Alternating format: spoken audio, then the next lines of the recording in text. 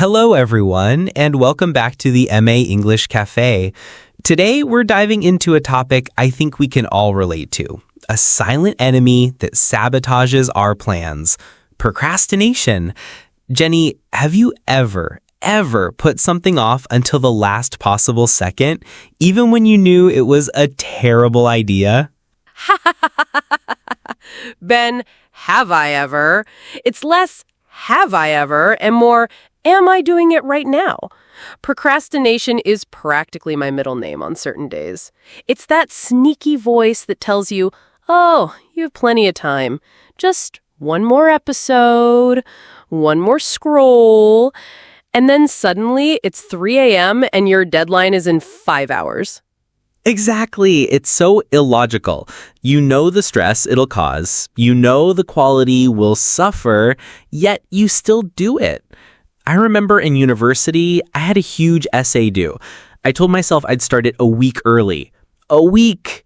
That week turned into 2 days, then 1 day, then it was 10 p.m. the night before, and I was fueled by instant coffee and sheer panic, writing about a topic I barely understood.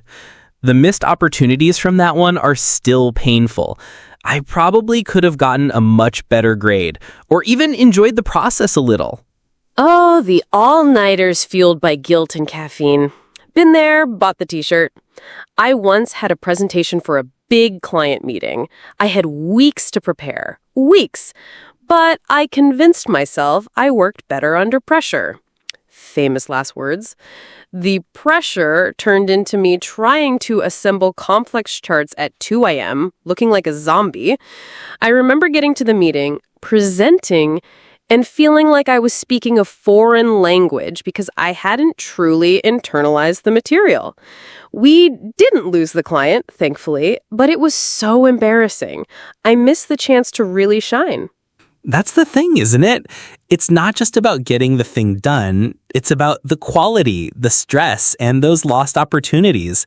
So why do we procrastinate? What is it that makes us choose short-term comfort over long-term peace of mind?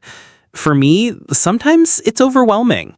A task just feels too big, too complex, and my brain goes, nope, let's do literally anything else.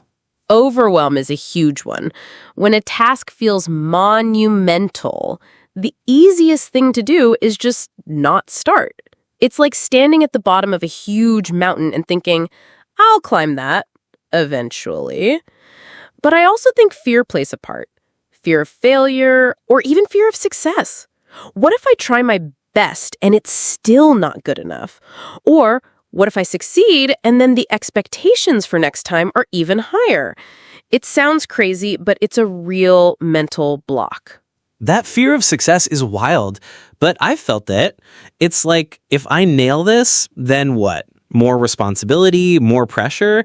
So it's easier to just not nail it or not even try. It's totally irrational. If you're enjoying our honest chat about procrastination, please like this video. It helps us keep sharing these real-life English discussions with more people. Yes, please subscribe. It really helps us out. So beyond the eat the frog and 5-minute rule, what about breaking tasks down? That's something I've found helpful. If a project has 20 steps, just focus on step 1. Don't even think about 2 through 20. Just step 1. Breaking it down is crucial. It makes the mountain feel like a series of small hills. And for me, another realistic method is finding your procrastination buddy, a friend or colleague who you check in with. You tell them your deadline, and they hold you accountable. Just knowing someone expects you to report progress can be a huge motivator. It adds a little external pressure that's positive. Accountability buddies are gold. They pull you out of that I'll do it later mindset. And what about rewarding yourself? Not before you start, which is a common procrastination trick, but after you complete a significant portion or the entire task. A small reward can reinforce the positive behavior. Like, once I finish this difficult report, I get to watch an episode of my favorite show. That's a great positive reinforcement loop. It trains your brain to associate finishing tasks with something pleasant. And I think it's also important to acknowledge that some procrastination is okay. We're not robots. Sometimes a short break or a genuine recharge is what you actually need, not more pushing. The trick is knowing the difference between a real break and avoidance. That's the nuance, isn't it? Differentiating between productive rest and pure avoidance. For me, if the break feels like I'm running away from something, it's usually procrastination. If it feels like genuine recharging, it's a break. And finally, embracing imperfection. That perfectionism trap we talked about earlier. Sometimes done is better than perfect. A completed, decent task is infinitely better than a perfectly planned, never started task. Done is better than perfect should be on a t-shirt. It takes so much pressure off. We hope our honest discussion about procrastination and these realistic tricks help you battle your own inner procrastinator. Remember, you're not alone in the struggle. Absolutely. It's a common human experience. Thanks for joining us today at the MA English Cafe. And we'd love to hear from you.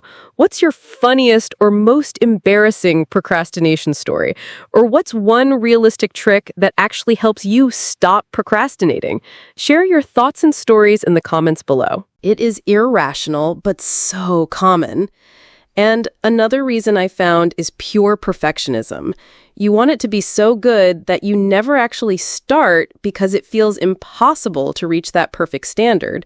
So you delay and delay until it's too late to even attempt perfection, and then you just slap something together, which defeats the whole purpose. The perfectionism trap. That's a classic.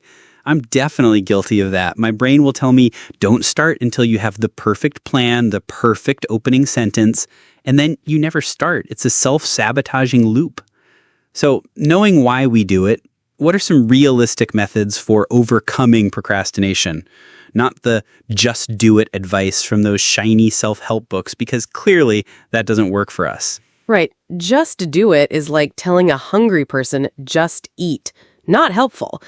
For me, a small trick is the 5-minute rule. If a task feels overwhelming, I tell myself, I just have to work on this for 5 minutes. Just 5 minutes. Often, once those 5 minutes are up, you're already in motion and it feels much easier to continue for 20 or 30. It tricks your brain into thinking it's not a huge commitment. The 5-minute rule is brilliant. It lowers the barrier to entry. Another one that actually works for me, especially for those big, scary tasks, is eat the frog. It's an old saying, do the hardest, most unpleasant task first thing in the morning. Get it over with. Once that frog is eaten, the rest of your day feels so much lighter and you've already built momentum. It's tough, but effective. Eat the frog. I love that. It really does clear your mental space. And talking about comedy situations caused by procrastination, I once had to organize a surprise birthday party for a friend. I kept putting off sending out the invitations. Oh, people RSVP last minute anyway, I thought. Cut to 2 days before the party, and I'm frantically calling people, half of whom had already made other plans because they didn't know about it. The surprise was how few people showed up. It was hilarious in hindsight, but mortifying at the time. That's classic. Mine was for taxes. Every year, same story. I'd have all the documents, but I'd leave it to the absolute last day. One year, I was literally filling out forms at 11:50 p.m., 10 minutes before the midnight deadline, and my computer crashed. The sheer panic was cinematic. I almost missed the deadline and had to pay a huge fine. That was a truly embarrassing situation caused by pure procrastination. I managed to get it in just in time, but my heart rate didn't return to normal for hours. That's terrifying, Ben. Text deadlines are definitely not something to procrastinate on. If you're enjoying our embarrassing procrastination stories and finding these practical tips helpful for your English, make sure to subscribe to the MA English channel. We love sharing these real-life conversations with you.